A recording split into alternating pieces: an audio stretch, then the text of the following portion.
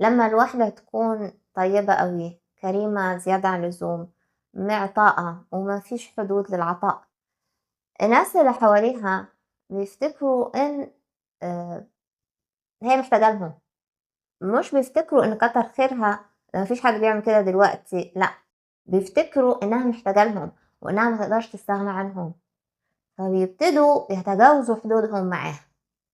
في ناس كده طبيعتهم كده معطائين كرماء، لكن للأسف الشديد ده بيتفهم غلط. أنا دلوقتي بتكلم خبرة حياة ولا سايكولوجي، الاتنين.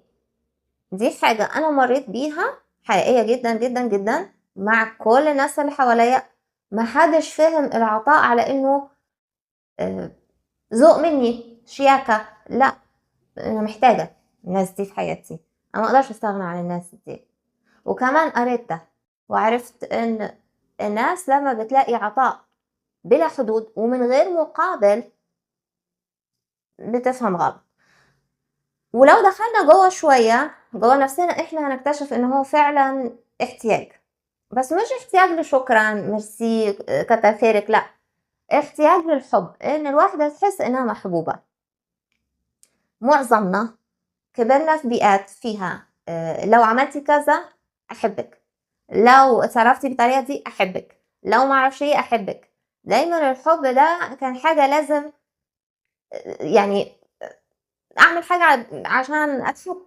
فلما كبرت بقيت people pleaser، لازم الناس تبقى راضية عني. ده في كل حاجة على فكرة، في الشغل، في العلاقات الاجتماعية، في كل حاجة. ما فيش حد ما كنتش بعمل له كل حاجة هو بيتمناها، أي خدمة، أي تقضية مصلحة، إلا لو فكر بطريقة دي محتاجالي. وده بيبان في المعاملة. يعني أنا ببقى بعمل لهم الحاجة ولاقيهم بيكلموني بمنتهى التعالي، وأقول إزاي؟ لغاية لما بدأت أحب نفسي، بس كده. أصل إزاي الناس هتحبني وأنا ما بحبش نفسي؟ أنا بصيت أنا بعامل نفسي إزاي، وقتي بديه للناس وما بسألش فيا أنا، مهتمة بالناس ومش مهتمة بيا أنا خليت الناس عايشين في حالة من بالهم رايق، عندهم طاقة، يروحوا الجيم، يعملوا سبا، يحطوا كريمات، يعملوا عزومات، عايشين. وأنا المسؤولة عنهم، مسؤولة عن إني أخلص لهم حاجتهم. طب وأنا أرجع أقول زي ما بقول في كل فيديو، موضوع بيحصلش في يوم وليلة. إزاي رجعت لنفسي؟ سنين بشتغل على موهبتي، سنين قاعدة أقرأ وأملاني بقى معلومات. كنت جعانة لكل حاجة، عايزة معلومات كتير، عايزة أفهم كل حاجة، عايزة أتعلم، ما بشبعش. ولحد دلوقتي بصراحة أنا مش شبعانة تعليم، وما اعتقدش ان انا هكتفي باللي انا اعرفه، يعني حاسه ان انا محتاجه اكتر. ده خلاني ادخل جوايا اكتر واشوف ايه المشكله فين. المشكله مش في الناس، المشكله كانت فيا انا. واول ما اعترفت ان دي مشكلتي وانا المفروض ابتدي اشتغل على نفسي احبها، بديت اقف قدام المرايه الصبح واقول لي انا اسفه على الوقت اللي انا كنت مهتمه بيه بكل الناس وما اهتمتش بيكي انتي. انا اسفه على اللي انا عملته فيكي السنين اللي فاتت دي كلها، واي حاجه انتي عايزاها انا هعملها لك.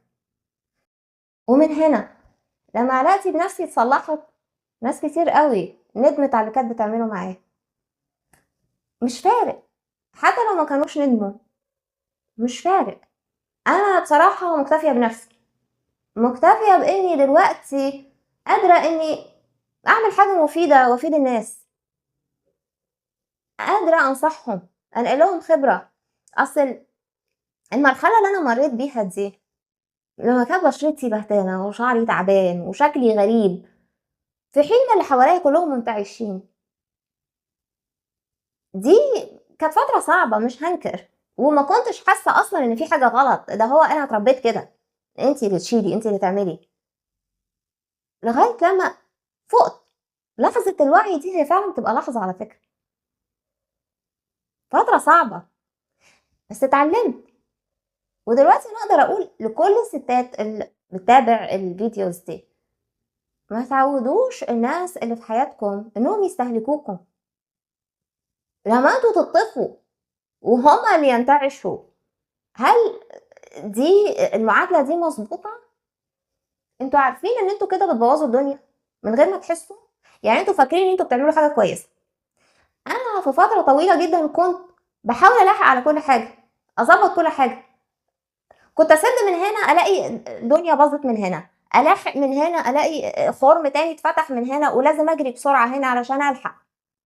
ده بتاعي ده، انا بعمل حاجة مش بتاعتي.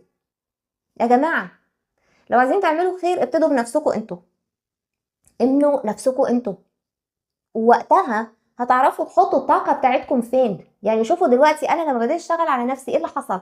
انا عارفة اتشانل الانرجي بتاعتي في الشانل دي، يعني قادرة افيد ناس عندها استعداد انها تتغير، بتدور ازاي تتغير. اوكي ما هو اللي بيساعد نفسه بيلاقي اللي يساعده، هي كده. في حين ما انا لما كانت طاقتي كلها رايحة على ناس مستهترة جدا، مهملة جدا، سايبة الدنيا جدا، ما هي منى بقى اللي بتلم كل حاجة، ما هي منى هتلحق. انا اجيهم من غرامات، انا اجيهم من فواتير متراكمه، انا اجيهم من حاجات كتير قوي. زي ما اقول لكم اسد من هنا يتفتح من هنا، لان الناس مش عايزه تساعد نفسها.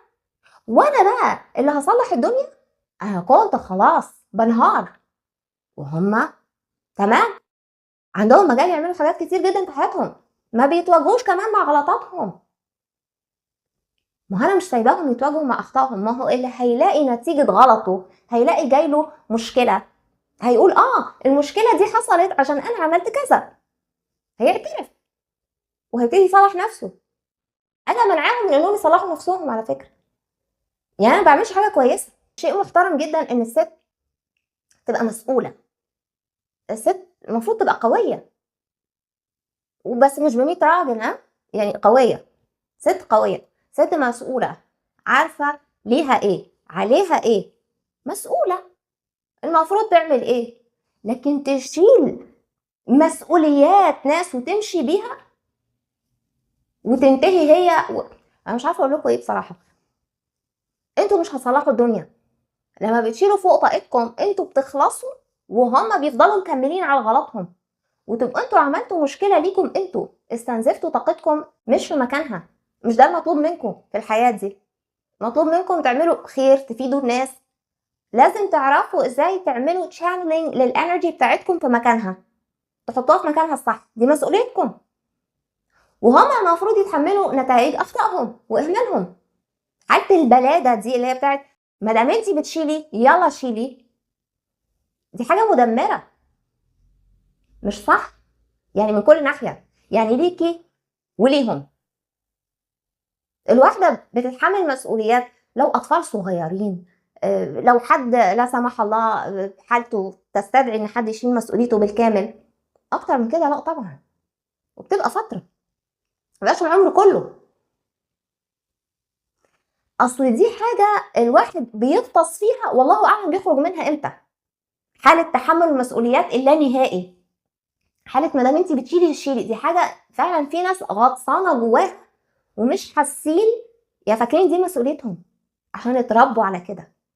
لا، الواحده لو حبت نفسها واتعاملت مع نفسها كويس وبدات تهتم بيها بجلدها وشعرها، ده مش هيعجب ناس كتير وهتلاقوا هجوم بقى في الاول وحاجات مش مشكله، كملوا.